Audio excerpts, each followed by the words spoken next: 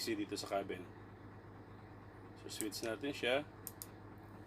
And then ito, meron siyang blower, meron siyang fan, pero wala po siyang lamig, no?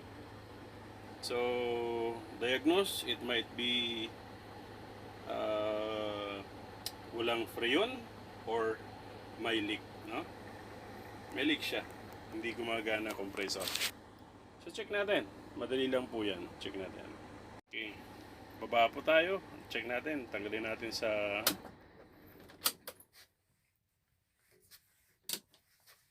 okay, ganito, no? Release natin to, nakababa kasi yan, dapat ganyan po siya. Release ang lock. Ayan. Pero po siyang kadina, no? Mapapansin niyo may lock po siya para hindi po tumambling, no? Pag nag under na yung truck, no?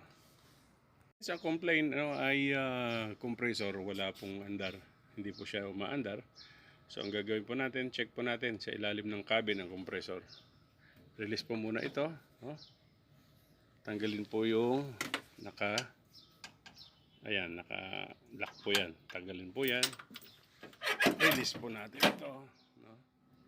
And then, before that, buksan na rin natin ang front para ma-check natin.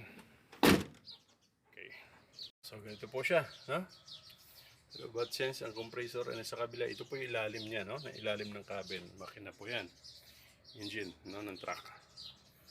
So, lipat tayo sa kabila. Ayan po, naka-release na po yung kanyang front door. Oh. So dito po, no? Para malaman po natin, no, isa sa tip ko, kung wala kayong gauge, hindi umaandar ang compressor, hugutin po natin ito. Oh. And then rekta lang po natin to. Pag umandar po ang compressor, ibig sabihin wala pong freon, no? So hanapin natin ito. May nakita ko dito naglalangis ang tubo, so it means maaring dito. Ayan, no? Maaring dito ang leak. Higpitan po natin or tanggalin para malaman kung may leak siya o wala. Or o-ring, maaari o-ring ang problema niyan. So yun, no? Okay. But before that, bago tayo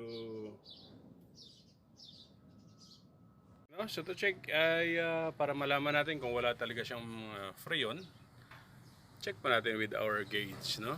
Manifold gauge, no? Tanggalin po natin to cover, and then so wala po, no?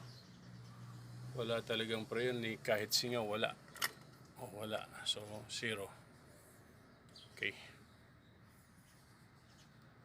So ibig sabihin, it means yung tinuturo natin kanina dito sa compressor, may singaw talaga. So repair po muna natin bago natin kargahan. Vacuum and then kargahan. So since ito, so okay na po, no? Naikabit na po natin. Ayan na po siya, no?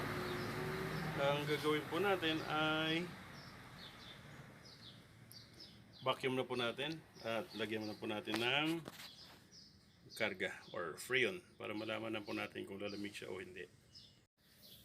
Subsad, check, no leak, wala po siyang leak, so pwede na natin kargahan at paanda rin para malaman na kung lalamig siya. Ano po, gumagana, may karga, huh? Okay na po siya, pwede na. Nang ginawi naman ang driver natin, no? Gaganahan siya mag-deliver kasi maginaw, no? Malamig, ibig sabihin. Okay.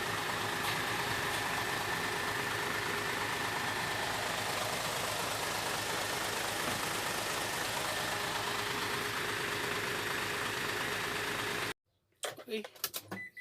Start po natin. Be sure, hindi po siya nakakambyo.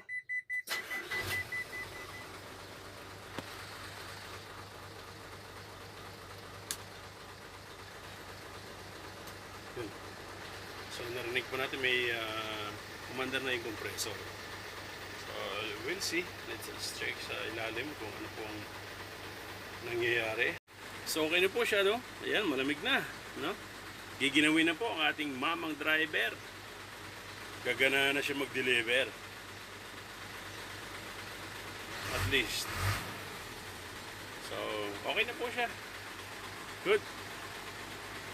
Pwede na siya mag-deliver bukas. So, complaint 101, solved. Ganun lang po, no?